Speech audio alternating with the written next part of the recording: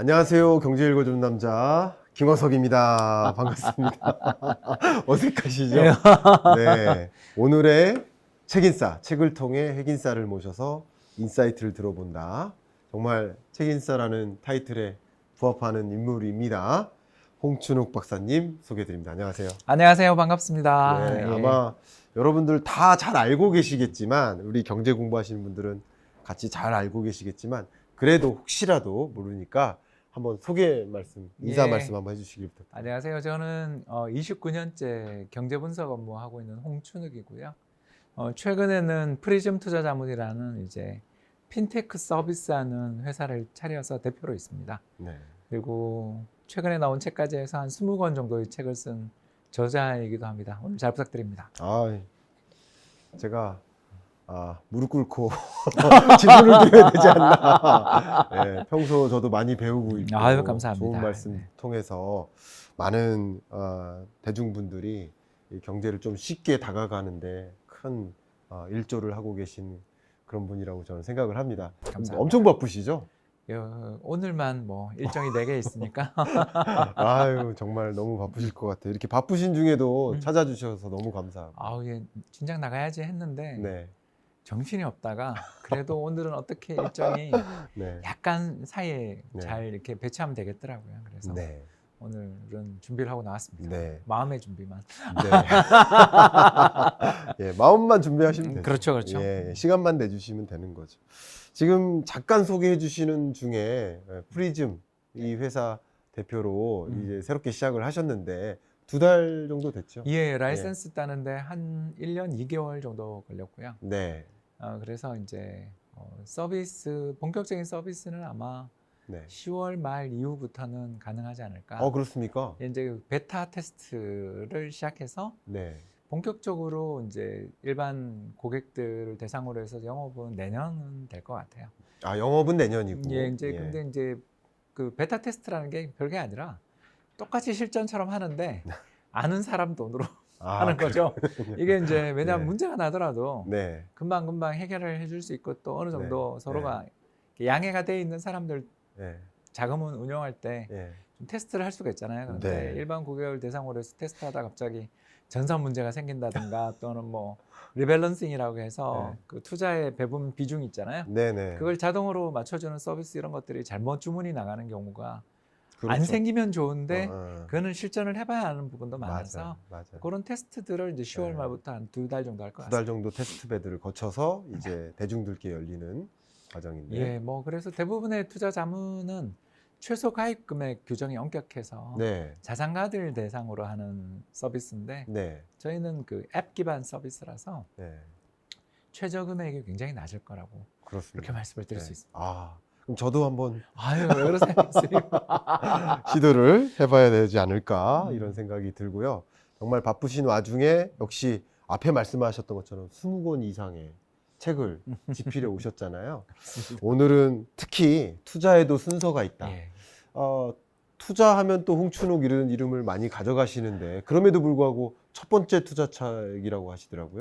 아무래도 저는 경제랑 역사 쪽이 맞아요. 예. 그리고 외환 예. 이렇게 세 가지가 제 책의 기둥인데 예. 이제 이번 책은 20살 아들 녀석하고 네.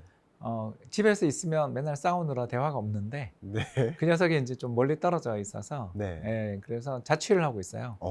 예, 심심하고 밤에 좀 외롭잖아요. 네. 특히 이제 친구들이 또 같이 간 것도 아니고 멀리 떨어져 있으니까 이 녀석이 이제 가끔씩 저녁에 네. 저한테 톡을 해요. 네. 근데 톡을 할 때 아빠 네.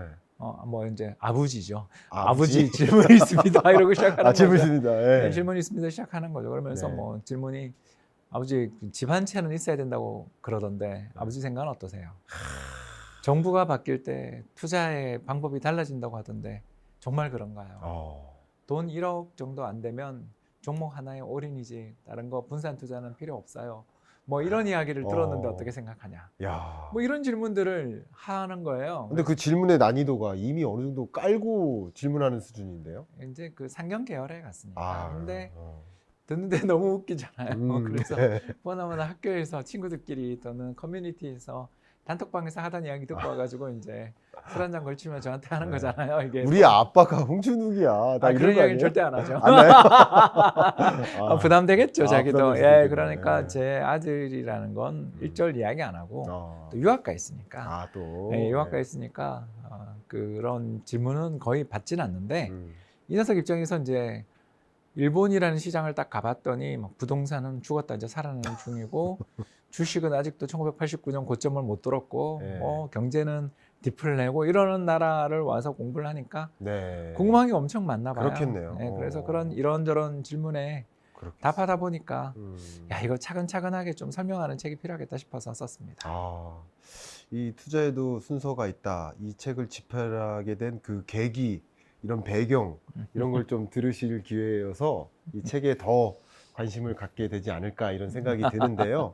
본격적인 이 북토크에 앞서서 3분 미니 특강이 있습니다. 네. 그 주제가 투자에도 순서가 있다. 네. 입니다. 강연을 좀 청하도록 하겠습니다. 박수 네. 한번 부탁드려요. 네, 감사합니다. 네. 이 책은 크게 봐서 두 가지 목적으로 쓰여졌는데 첫 번째는 투자를 함에 있어서 사람들이 좀 잘못된 상식에 굉장히 많이 빠져 있는 걸 느꼈어요. 너무 가장 대표적인 게 투자를 할 때 일단 집은 한 채는 있어야 된다 같은 그런 이야기들이죠. 실제로 예전에는 집 한 채는 있는 게 맞았죠. 왜냐하면 집값만큼 빠르게 오르는 자산이 없었을 뿐만 아니라 집을 살 때만 사실 대출이 가능했거든요. 그래서 레버리지라고 하잖아요. 빚을 내서 투자를 하고 또 빚을 갚아 나가는 과정에서 저축도 강제로 되니 주택을 하나 구입해서 사는 것도 좋은 방법이고 이게 투자의 정도처럼 우리는 느껴졌었어요. 근데 세월이 흐르고 환경이 달라지면서 저는 이제 이 주장에 동의하기 어려워지게 되더라고요. 왜 그런가? 금리가 너무 높고요. 정부의 대출 규제도 굉장히 강력한 데다가 2020년, 21년, 2년 동안에 집값이 너무 걷잡을 수 없이 상승해서 그 일반적인 가계의 소득과 또는 이자 부담 능력으로는 집을 살 수가 없는 그런 경우가 너무 많아졌어요. 이런데도 지금 집을 사야 된다. 집 한 채는 있어야 된다. 이런 이야기를 하는 것 자체가 너무 낡은 이야기 아니냐. 즉 투자에 있어서 세상이 바뀌면 적합한 투자의 전략들도 존재하는 건데 이것만이 진리다라는 식으로 이야기하는 것은 저는 반대다. 그래서 세상에 변치 않는 유일한 진리는 모든 것이 변한다라는 것. 그게 진리라고 저는 생각을 하거든요. 그런 면에서 변화된 세상의 환경에 맞춰서 좀 투자서가 필요하지 않나. 이게 첫 번째였다면 이제 두 번째는 아들 녀석하고 대화를 하는 가운데에서 투자를 어떻게 하면 좀 덜 깨먹으며 꾸준히 성과를 올리는 전략 이런 것들을 이야기해 줄 수가 있을까 생각해 보니까 2020년, 21년 주식시장 그리고 코인 시장, 부동산 시장의 대폭등 장세 속에서 투자라는 걸 너무 쉽게 생각했다가 그만 이렇게 힘든 세상이 왔잖아요. 그런 분들에게 차근차근하게 투자를 좀 시작함에 있어서 기본 원칙이 뭔지 왜 서로 반대로 움직이는 자산들을 좀 반반 투자를 하고 또 한 1년 지나고 보면 어느 한쪽으로 시소가 기울어져 있으면 그 반대편에 또 투자를 좀 더 많이 해준다든가 하는 식으로 키 맞추는 것, 투자의 키 맞추기 전략들 이런 것부터 시작해서 좀 투자에 대해서 익숙해지고 또 다른 나라 계좌, 해외 증권 계좌를 열어서 투자할 수 있는 분들을 위해서는 또 30대의 전략들은 어떤 게 있을까? 더 나아가 부동산에 대해서 그래도 하나 가져야 되는 거 아니냐? 부동산을 갖고 있지 않으면 우리 불안해서 못 살겠다라는 분들을 위한 탈무드 투자법. 마지막에는 언제 어떤 일이 벌어지더라도 안정적 성과를 추구하는 좀 중위험 중수익 추구의 투자자들, 50대잖아요. 50대 이상의 제 또래에 있는 친구들을 위해서 또 추천할 수 있는 전략들까지 다양한 전략을 버무린 일종의 종합 선물 세트 같은 책을 하나 써봤고 그게 또 이렇게 오늘 강의에서 여러분한테 말씀드릴 수 있게 되었네요. 보다 자세한 내용들은 또 유튜브 동영상들을 참고해 주시면 감사하겠습니다. 이 3분 미니 강연이 마치 한 3시간짜리 특강을 집약해 놓은 느낌, 그런 느낌을 저는 개인적으로 가졌고요. 제가 얼마 전에 한 칼럼에 그런 문구를 넣은 적이 있는데 어제 풀었던 그 숙제를 풀었던 공식을 오늘의 그 숙제를 해결하지 못한다. 맞는 말씀입니다. 근데 지금 말씀하신 것도 첫 번째 그 핵심적인 조언이 어떻게 투자의 공식이 있느냐. 그 시대의 흐름에 따라서 달라져야 된다. 그 메시지를 주셨고 두 번째는 또 대상에 따라서 20대, 30대 연령 대상에 따라 또 투자 방법이나 이런 게 좀 달라져야 된다. 포인트가 좀 달라져야 된다. 이런 말씀을 주셨는데 벌써부터 이 3분 미니 강연 속에서 오늘 대화 나눌 핵심적인 그 주제가 막 떠오릅니다. 그래서 저도 빨리 여쭙고 싶어요. 예. 그래서 먼저 이 총론적으로 지금 정말 이놈의 경제 이렇게 표현해 볼까요? 이 복합 위기 시대 이 경제를 또 주식시장도 포함해서 어떻게 진단하고 계십니까? 지금 이 경제 국면을 어떻게 진단하고 계시는지. 약이 독이 됐죠. 약이 독이 됐다. 2020년 재정 지원이나 제로금리 정책은 저는 필요했다고 생각해요. 네. 그러나 2021년까지 지속한 건 과했다. 조기에 마무리했어야 된다. 예, 마무리까지는 아니어도 적어도 재정 지출은 중단했어야 되는 속도 조절. 거예요. 예. 미국은 2020년 봄에 대규모 재정 지출을 확대한 데 이어서 2021년 초에 또 한 번 더 네. 그래서 3조 달러, 4조 달러 상당의 돈을 풀었는데 네. 문제가 된 건 3조 달러는 아니었던 것 같고 네. 2021년 초에 바이든 정부 취임을 전후해서 풀었던 4조 달러 상당의 돈들이 그 전부터 시작된 자산 시장의 어떤 과열에 또는 붐에 좀 기름을 끼얹었다. 이렇게 보여집니다. 예. 여기다 또 연준이 2020년 8월이었죠.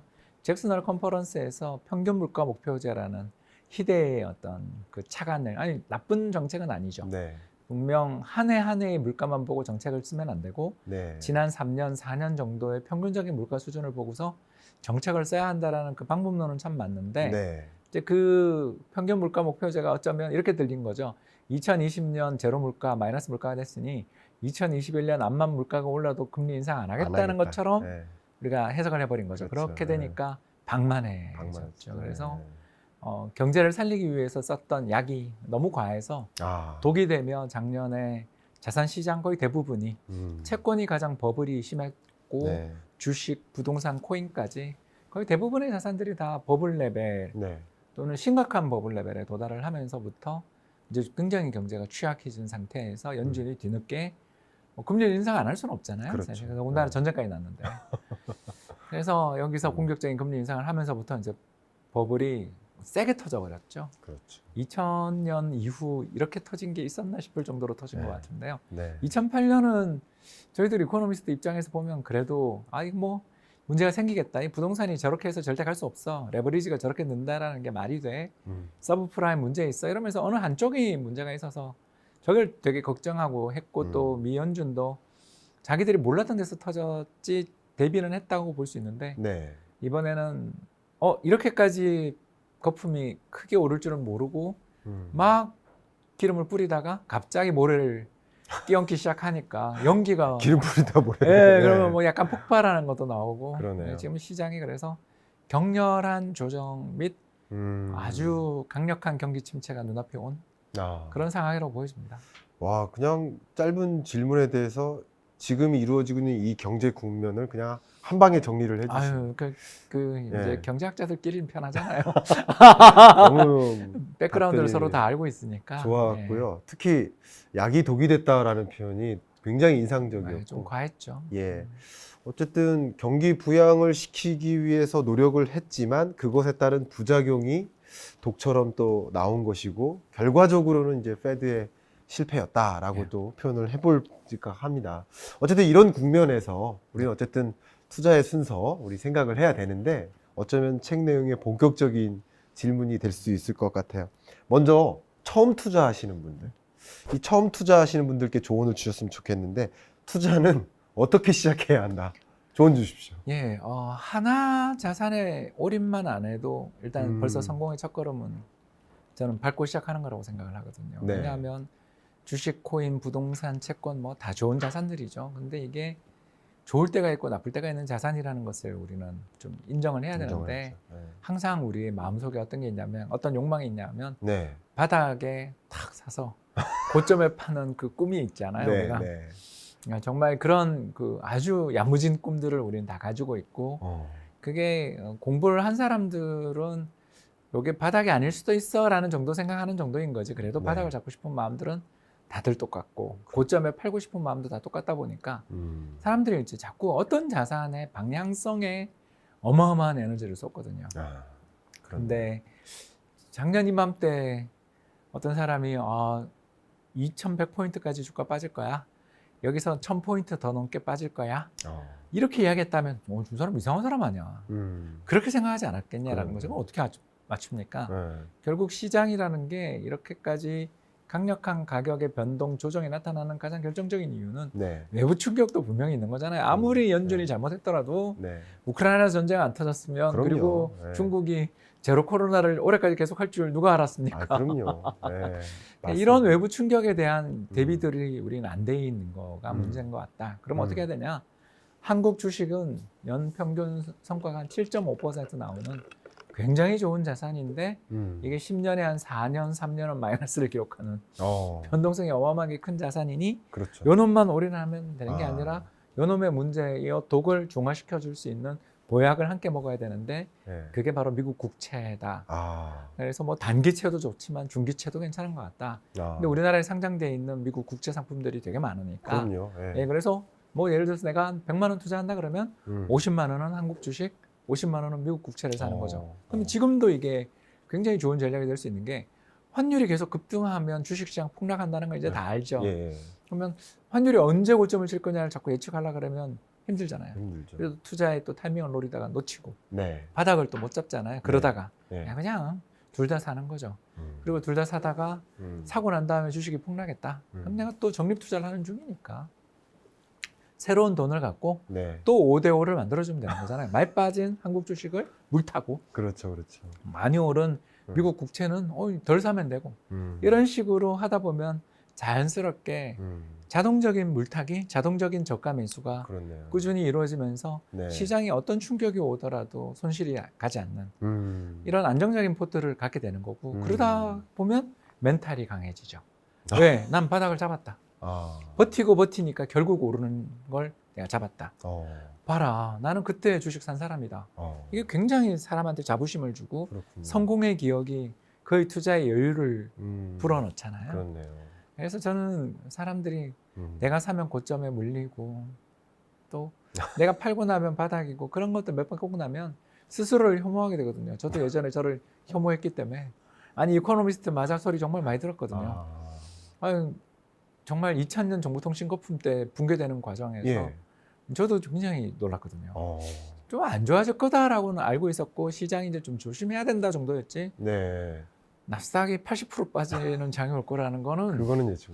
대공황 이후 최고 하락률이었잖아요. 그러니까 그런 것들을 겪으면서 네. 금융시장에 대해서 어느 정도의 바운더리, 아니 좀 시장이 부담스럽다, 네. 뭐 말다 이런 정도로만 하고서 그대로 투자를 하고 있으면 안 되고 그에 대한 대비책들을 갖고 투자를 해야 된다. 맞습니다. 내 전망이 틀릴 수도 있고 내 전망이 너무 심하게 잘 맞아서 예상 범위를 훨씬 더 넘어선 그런 시장의 변동이 나타날 수 있으니까 네. 가격 변동에도 흔들리지 않는 그런 포트폴리오를 짜는 게 투자에서 가장 성패를 가르는 길이 아니냐 이런 생각을 하게 됐죠. 너무 좋은 말씀이시네요. 어쨌든 이 시장이 우리가 걷잡을 수 없을 만큼 변동폭이 커질 수도 있기 때문에 특히 앞에 말씀하셨던 것처럼 물론 인플레이션을 예상하지 못한 사람도 있고 예상한 사람도 있는데 저 잘 사실- 예상 못했습니다. 근데 예상한 사람조차 그 예상한 그 근거가 전쟁이 없었거든요. 그러니까 다 예상이 실패한 거예요, 결과적으로는. 네, 어떻게 보면 그렇습니다. 그렇게 생각이 되는데 그렇게 예상한 대로 전개되지 않고 예상하지 않은 대로 또 전개될 수도 있으니 안정적으로 나의 자산을 굴리기 위해서는 포트폴리오 관리, 배분 뭐 이것의 중요성을 좀 강조해 주신 것 같습니다. 아마도 이 프리즘 이 회사에서는 그 변동성에 대응하기 위한 잃지 않는 투자 이게 기본적인 철학이 깔려 있지 않을까 생각이 되는데요. 예, 바로 뭐 국민연금 따라 투자라고 저희들이 캐치프레이즈를 너무 좋네요. 예, 그래서 예. 국민연금처럼 투자를 하고 싶은 사람들이 되게 많잖아요. 맞아요. 많은데 예. 국민연금이 가지고 있는 그런 네트워크도 없고 예. 국민연금이 가지고 있는 마켓 파워도 없으니까 그렇게 투자하는 걸 많이들 포기하시는데 우리나라 시장이 이제 드디어 ETF의 전성 시대잖아요. 맞아요. 그래서 상장지수 펀드들이 나오고 우리나라 시장이 이제는 다양한 자산에 대해서 분산 투자할 수 있는 길들이 열려서 개인들도 이렇게 투자를 할 수 있는 그런 환경에 처해져서 그거에 대한 어드바이저리 말 그대로 자문 서비스를 좀 해볼 생각을 갖고 있습니다. 너무 좋은 말씀이시고요. 이 지금 짧은 말씀 속에 기본적으로 홍춘욱 박사님의 이 투자 철학 좀 묻어 나오거든요. 그래도 이 책에도 투자 철학이 있는 걸 보니까 제가 좀 자세히 좀 여쭙고 싶은데 홍춘욱 박사님 투자 철학 한번 쫙 말씀 한번 해주십시오. 많이들 본받고 싶기도 할 것 같습니다. 예, 이제 올해로 29년, 이제 만 29년이 됐는데요. 예. 93년에 저는 금융연구원 출신입니다. 예. 그래서 거기서 경제분석팀에서 이제 쭉 경제동향팀에서 쭉 일을 하다가 예. 증권사에서도 오래 있고 국민연금에도 있다 보니까 한 가지 저의 스타일을 확립하게 됐는데 예. 저는 그게 역발상 투자. 역발상 투자. 예, 그게 뭐냐면 예. 시장이 너무너무 좋을 때는 그 자산을 던지고 네. 달러를 가고요. 예. 또 지금처럼 달러 환율이 계속 올라가서 슈퍼달러, 킹달러 소리가 들릴 때는 네. 그 달러를 팔면서 지금 피를 흘리고 있는 자산을 사는. 오. 이걸 확립하게 된 건 이제 깨달은 건 2000년에 깨달았고 네. 실천에 옮기기 시작한 건 2008년 글로벌 금융위기 때부터 실천에 그렇죠. 옮기기 시작했는데 네. 딱 그러고 한 10년 하니까 은퇴를 할 수가 있었어요. 네. 물론 이제 그 전에 그 월급을 열심히 저축해서 네. 자산을 쌓아놓은 게 있었으니까 은퇴가 네. 가능했지만 네. 그게 우리나라는 너무너무 자주 온다라는 걸 네. 여러분들한테 꼭 말씀드리고 싶은 거죠. 우리나라는 대단히 변동성이 큰 나라고 그거는 실물과 금융이 다 그렇다. 네. 그래서 이게 상호작용을 서로 일으키기 때문에 네. 양의 피드백이라고 이제 저희들이 부르는데 예. 이런 일들을 지속적으로 연결하기 때문에 우리나라 시장은 좋을 때는 세계에서 제일 좋은 시장인데 빠질 때는 걷잡을 수 없이 무너지는 특성들을 지니고 있고 부동산도 보면 그렇죠. 하우스 푸어 사태라는 말이 나올 정도로 힘들었던 시기가 있냐 하면 또 작년 같은 경우는 포모 신드롬 지금이 아니면 이 가격에 절대 이 부동산을 살 수 없어 라는 말들이 유행할 정도로 사람들의 쏠림이 되게 심한 시장이기 때문에 그 쏠림이 나타날 때 냉정할 수만 있다면 투자의 기회를 반복적으로 3년에서 4년마다 한 번씩 잡을 수 있거든요. 네. 그래서 2008년 글로벌 금융위기 때 한번 그런 일이 있었고 네. 또 2011, 12년 유럽 재정위기 때 그런 일이 있었고 2015, 16년 중국의 위엔화 평가 절하 및 국제유가 폭락 그리고 중국 위엔화로 인해서 벌어졌던 일들이 그 뒤에 트럼프 당선까지 이어지던 네. 그 격동의 2016년 그리고 2020년 코로나 팬데믹 그리고 또 2022년 그러니까 지금 2008년부터 시작해서 지금까지 불과 한 14년이라는 시간 동안 5번 정도의 급등 급락 환율도 급등 급락 네. 주가도 급등 급락 그렇죠. 부동산도 보면 크게 네, 봐서 네. 한 2번의 파동 그렇네요. 네. 이런 격렬한 파동을 겪는 나라에서 예. 우리나라는 원래 이렇고 예. 시장이 비명을 지를 때는 좀 사는 쪽으로 봐야 되고 네. 시장의 참가자들이 전부 돈은 쉽게 벌고 돈 복사된다 소리가 나올 때는 아이고 조심해야 되겠네 하고서 달러를 사는. 네. 근데 이게 힘들다면 반반 투자 아. 이렇게 정립하게 됐죠. 그렇군요. 투자 철학 속에서 정말 일단 기본적으로 이 변동하는 이 시장을 읽어나가야 되고 그곳에서 어떤 역발상적인 투자 기회를 좀 찾아야 된다. 이런 다수의 메시지도 편에 있어요. 서지 마라. 그러니까요. 결론이 그거죠. 다수의 편에 서지 마라. 굉장히 좋은 시그널들을 좀 읽어나가시면서 다수가 움직일 때 반대로 좀 움직여보는 예, 그런 그래서 방법도. 외롭긴 해요. 예, 저는 사실은 다수에 해당되기 때문에 무슨 말씀? 한수 좀 배우는 입장인데 정말 많은 메시지들을 좀 전달해 주고 계신 것 같습니다.